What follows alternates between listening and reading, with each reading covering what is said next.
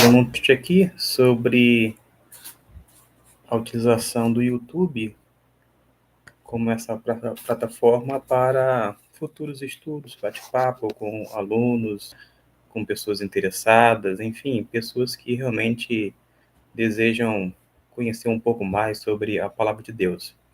Lembrando que, particularmente, eu me coloco não como um professor, um mestre, mas, sobretudo, como um discípulo, porque eu tenho aprendido que é preciso a gente ter humildade, fazer a nossa leitura, a nossa meditação, estudo, pesquisa, e entender que a gente pode assimilar algo todo santo dia.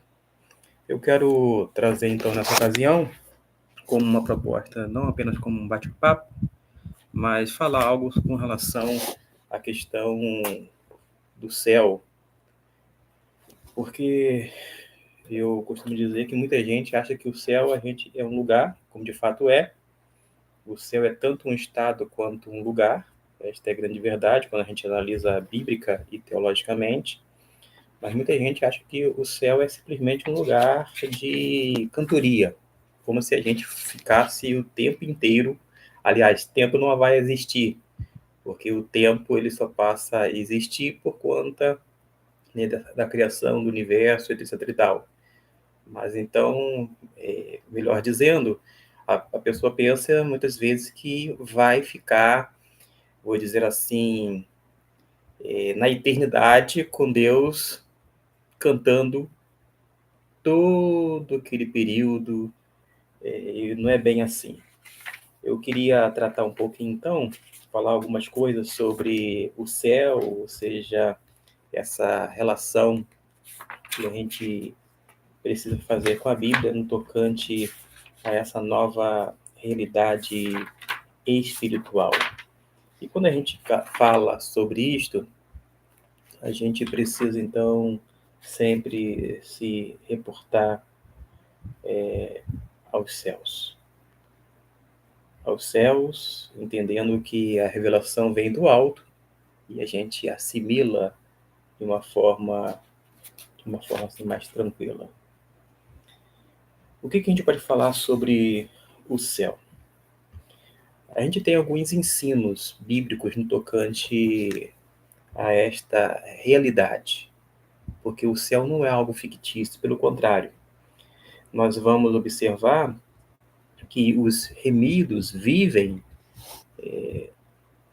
no meio, ou seja, juntos, e a gente precisa enfatizar, não há nenhuma linguagem que venha exprimir a grandeza desta glória que é justamente estar na eternidade, nos céus, com Deus. Imagine só, juntamente com uma multidão, milhares e milhares de pessoas que foram lavadas e remidas pelo sangue de Cristo. E a gente, então, observa que Deus, ele julgará todas as coisas, ele vai agir com equidade e vai fazer com que o céu seja um lugar agora inimaginável, mas que ele coloca nos dando pistas sobre, vou dizer assim, como seria esse ambiente. Eu posso dizer que o céu é um lugar, porque lá em João 14, versículo 2 e 3, vai mostrar isto, dizendo assim: na casa de meu pai há muitas moradas, se não fosse assim, eu vou-lhe teria dito, vou preparar-vos lugar. E se eu for e vos preparar lugar, virei outra vez e vos levarei para mim mesmo, para que onde eu estiver estejais vós também. Ou seja, a leitura já foi feita dessa referência bíblica, João 14, versículo 2 e 3, e eu chamo a atenção aqui para algo que eu li da autoria de William Barclay. O William Barclay, ele é um dos estudiosos do Novo Testamento e que vale a pena você ler material sobre ele. É, basicamente tudo que ele escreve tem que ser, vou dizer assim, tem que ser aproveitado, e, claro, filtrado, sobretudo, mas ele chega a dizer com relação a esse versículo que quando Jesus fala que ia preparar lugar, preparar morada, algumas pessoas começam a ensinar por aí afora, dizendo que lá no céu alguns vão ficar com uma casa, tipo uma choupana pequenininha, enquanto outros, no tocante à questão relacionada ao galardão, vai morar numa mansão. Ou seja, cria um ambiente um tanto, vou dizer assim, desigual. Desigualdade, entre outras coisas, a gente observa nesse plano terreno, mas não no plano celestial.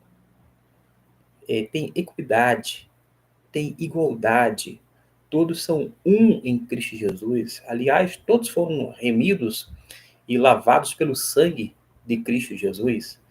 Desta forma, a ideia, e o William Barclay vai chamar a atenção, que quando ele fala que vai preparar morada, não é como se fosse criar ou fazer várias casas para as pessoas, no sentido de que cada um vai ter a sua casinha, ou de repente, conforme a concepção de alguns, um casarão. Nada disto. A ideia é de que a pessoa vai morar numa casa com vários cômodos, ou seja, nós vamos viver juntos. Talvez as pessoas já pensem com esse resquício de privacidade. Eu vou ter o meu cantinho reservado. Vai ter um lugarzinho lá no céu só para mim, mas nada disto. A ideia, segundo William Barclay, é justamente esta que eu acabei de falar. É alguém que vai morar junto com as pessoas. Imagine só essa cena sendo descrita ou sendo desenhada. Uma enorme casa onde, onde todos estão morando, residindo nos cômodos, porque forma, sobretudo, uma grande família. E fica por demais interessante quando a gente pensa um pouquinho nesse aspecto celestial. Uma outra coisa é que essa morada celestial ela vai ser adaptada aos salvos. Os remidos terão no futuro um ambiente perfeito em que eles poderão viver. E convém notar uma coisa, que os salvos não só estarão no céu, como também o céu estará neles. E isto é uma grande verdade teológica, é uma verdade bíblica. Existem textos que favorecem essa ideia, porque o céu ele tem que ser considerado tanto no tocante ao seu caráter quanto em relação à sua natureza. Uma outra coisa que eu não mencionei, mas lá em Apocalipse, no capítulo 21, versículo 2, vai dizer o seguinte: E eu, João, vi a santa cidade, a nova Jerusalém, que de Deus descia do céu, adereçada como a noiva ataviada para o seu noivo. Esta é uma alusão onde Langston, quando escreveu o esboço de teologia sistemática, vai dizer que o céu, que este lugar pode ser aqui na Terra.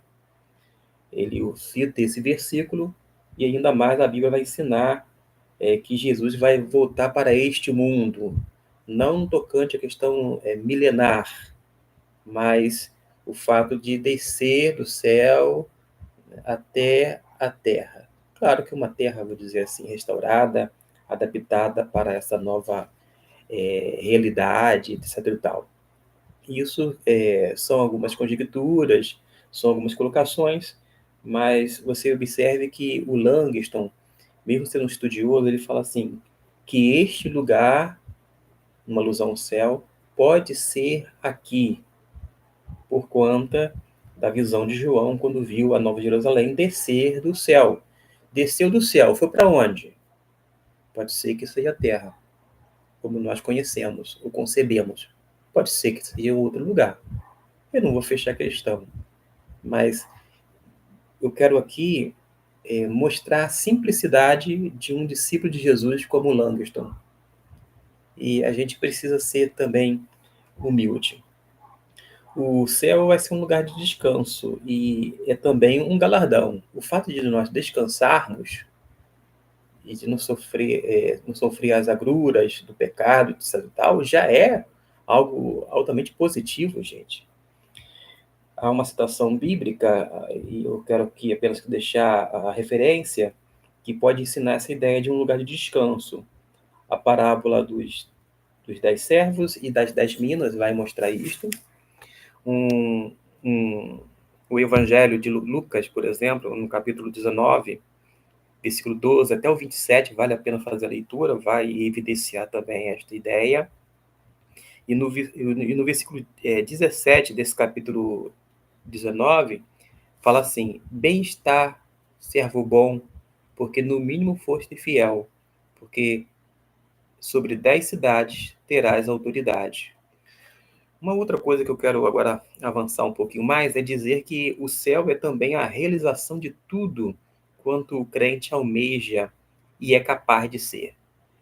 A gente tem um potencial, mas a gente muitas vezes não consegue desenvolver de uma forma plena, total, por conta da nossa limitação, da nossa finitude, ou seja, porque nós temos essa natureza pecaminosa e o pecado é latente dentro de nós, apesar de nós termos sido regenerados por Deus, né? Temos essa centelha divina ou a semente divina em nós, mas apesar disto, a gente sofre as consequências do pecado e a gente precisa considerar estas coisas. Mas o céu certamente vai ser um lugar de realização. Tudo quanto o crente almeja e é capaz, porque o próprio Deus capacita, né, dá um potencial, então essa potencialização será exercida nesse ambiente celeste, sem dúvida. Como a gente observa em outra parte da Bíblia, quando a gente analisa, a gente certamente continuará a crescer além da morte. Porque aqui a gente conhece em parte, mas quando nós estivermos diante de Deus, nós não apenas o veremos como de fato ele é, mas certamente haverá esse crescimento que vai além da morte, até porque a morte não é capaz de deter o homem ou de reter o homem nesta vida. A morte não é um fim na concepção do Novo Testamento. A morte era um fim, sim, lá no Antigo Testamento, mas com a ressurreição de Jesus, a garantia, ou seja, a vitória de Jesus sobre a morte, inclusive, nos possibilita a crescer além da morte, ou seja, não vai ser um estado estático. A pessoa paralisou naquilo, ficou naquilo mesmo. Não, não, não. Ela vai se desenvolver e ali no céu vai haver realização plena dos seus ideais. As pessoas tornar-se-ão reais todas as suas possibilidades, porque o céu, repito, não é um lugar de estático, que a pessoa vai para ali, alcançou um certo nível e permanece naquele mesmo nível por toda a eternidade. Não. Como eu disse, haverá também esse aperfeiçoamento do nosso conhecimento. Aquela citação que fiz agora há pouco, ainda que de uma forma aleatória, 1 Coríntios, capítulo 13, versículo 8 até o 10, vai dizer isto: o amor nunca acaba, porém, ainda que haja profecias, serão aniquiladas, ainda que haja línguas, cessarão, ainda que haja ciência, será aniquilada, porque em parte conhecemos e em parte profetizamos. Mas quando vier o que é perfeito, então o que é em parte será aniquilado. E esta passagem fala-nos do conhecimento ideal de que esperamos alcançar. Onde? Aqui na Terra? Não. Lá na eternidade com Deus, isto é, no céu. Mas o céu não é um lugar, como eu disse, somente de cantoria, de música, de adoração, é de muito mais, é comunhão. É um lugar de comunhão com Deus, porque diz Apocalipse, capítulo 22, versículo 3 e 4, que ali, ou seja, uma referência lá aos céus, lá nunca haverá maldição contra alguém, e nela estará o trono de Deus e do Cordeiro, e os seus servos o servirão, e verão o seu rosto, e nas suas testas estará o seu nome, ou seja, nós serviremos ao Senhor, é um lugar de serviço, é um lugar de comunhão. Aliás, no Antigo Testamento, a palavra adoração tem como implicação o serviço real, ou seja, o serviço a Deus. Não tem como a pessoa dizer que é um verdadeiro adorador, mas ele não serve para servir as pessoas, não serve para nada, ou ainda não faz nada, quer no âmbito social, quando não no âmbito eclesiástico, muito menos em casa. A pessoa que verdadeiramente adora a Deus é uma pessoa que serve. Num ditado popular, muito utilizado antigamente, é pau para toda obra, ou seja, a pessoa arregaça a manga e vai trabalhar. É uma pessoa que encara com seriedade a labuta e não fica cheio de mimimi, dizendo, hoje é segunda-feira, ó céus, ó vida, reclamando de tudo e de todos. Reclama da política, reclama da sociedade, reclama dos outros. Não, é uma pessoa que vive de uma forma consciente, entendendo que, por mais que a gente viva aqui na Terra e pode desenvolver muito aqui. A gente tem que desenvolver esse potencial dado por Deus, mas ainda assim, esse conhecimento, essa potencialização não será total enquanto estivermos aqui na Terra, mas quando chegarmos lá no céu, haverá um desenvolvimento, vou dizer assim, em todas as áreas, e certamente vai implicar nesse aperfeiçoamento do conhecimento e também nessa comunhão com Deus, comunhão ou adoração que vai resultar em serviço. E de repente alguém que seja preguiçoso vai dizer assim, eu não quero não, eu não quero ir para o céu porque se lá vai ter serviço, eu não quero trabalhar. Gente, nós fadigamos, sofremos aqui, às vezes, porque o trabalho é duro, é penoso, por conta do pecado. São esses resquícios do pecado que fazem com que a gente, vou dizer assim, venha ser um tanto sugado e fica sobrecarregado. Mas a gente precisa, aqui na Terra, seguir a orientação divina. E qual é? De ter um dia de descanso. Se você, por exemplo, trabalha de segunda a sábado, domingo é o seu dia de descanso. E você precisa pensar direitinho como vai ser o seu descanso. Porque se você ficar, por exemplo, naquele dia de domingo, de manhã, tarde e noite na igreja, você houve uma mudança de atividade, sim, você não fez mais aquele trabalho que é abraçar, ou se você trabalha com a mente, né? Você não fez isso, houve uma mudança de atividade, vai haver uma mudança, sim, um descanso relativo. Mas você vai precisar saber que o seu dia de descanso não é tempo apenas para Deus, para a igreja, é tempo para você e para a sua família.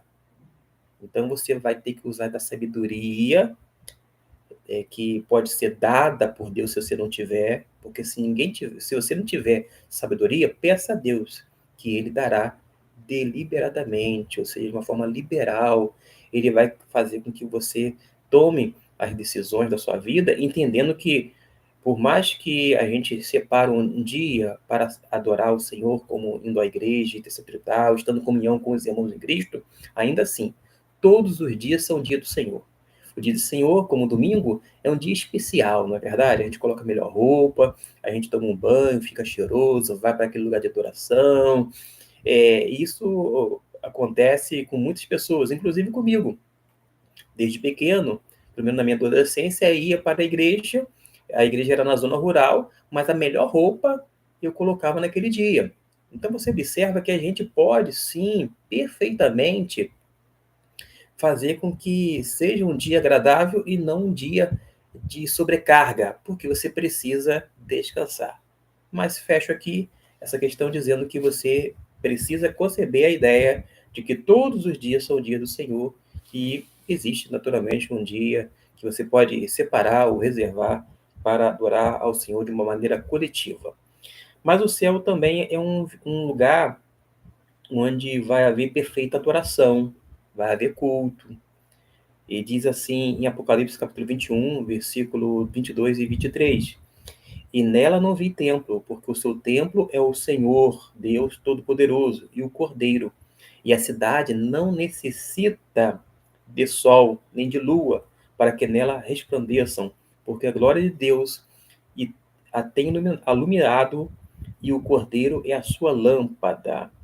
A gente tem essa referência. Uma outra referência que nós temos é que no céu não haverá, vou dizer assim, aquelas picuinhas, as quais ocorrem aqui na Terra muitas vezes, aquela segregação, aquelas chamadas panelinhas. Não, não, não, não. No céu haverá perfeita sociabilidade e comunhão entre os remidos. Quero fazer aqui menção, não do texto de Apocalipse, mas de Hebreus capítulo 12, versículo 12, 22 e 23, que nos diz o seguinte: Mas chegastes ao monte de Sião e à cidade do Deus vivo, a Jerusalém celestial, e aos muitos milhares de anjos, à Assembleia Geral e Igreja dos primogênitos, que estão inscritos nos céus, e a Deus, o juiz de todos, e aos espíritos dos justos, aperfeiçoados.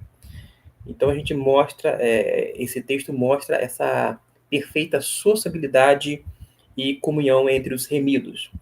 Mas o céu também será um lugar de perfeita comunhão com Jesus Cristo, porque lá em Apocalipse, capítulo 3, versículo 21, tem um versículo bastante conhecido que diz assim: E ao que vencer, lhe concederei que se assente comigo no meu trono, assim como eu venci e me assentei com o meu Pai no seu trono.